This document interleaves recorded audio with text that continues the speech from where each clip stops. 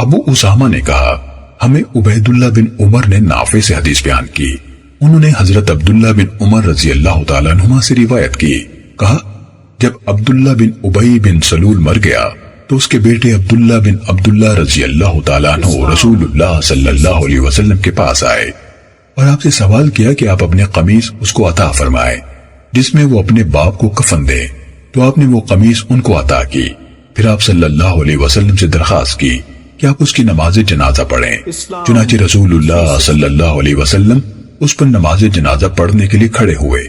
تو حضرت عمر رضی اللہ تعالیٰ عنہ کھڑے ہو گئے اور التجا کرنے لگے۔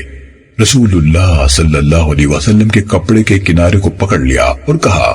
اللہ کے رسول کیا آپ اس کی نماز جنازہ پڑھائیں گے، حالانکہ اللہ تعالیٰ نے آپ کو اس کی نماز جنازہ پڑھنے سے منع فرمایا ہے؟ تو رسول اللہ صلی اللہ علیہ وسلم نے فرمایا اللہ تعالیٰ نے مجھے اختیار دیا ہے، اس نے فرمایا ہے آپ ان کے لیے استغفار کریں یا استغفار نہ کریں، خواہ آپ ان کے لیے 70 مرتبہ استغفار کریں اور میں 70 مرتبہ سے زیادہ استغفار کروں گا۔ عمر رضی اللہ تعالیٰ عنہ نے کہا یقیناً وہ منافق ہے، مگر رسول اللہ صلی اللہ علیہ وسلم نے اس کی نماز جنازہ پڑھا دی۔ اس پر اللہ عز و جل نے واضح حکم نازل فرمایا اور ان منافقین میں سے جو شخص مر جائے آپ کبھی اس کی نماز جنازہ نہ پڑھیں اور نہ اس کی قبر پر کھڑے ہوں۔ صحیح مسلم حدیث نمبر 7027۔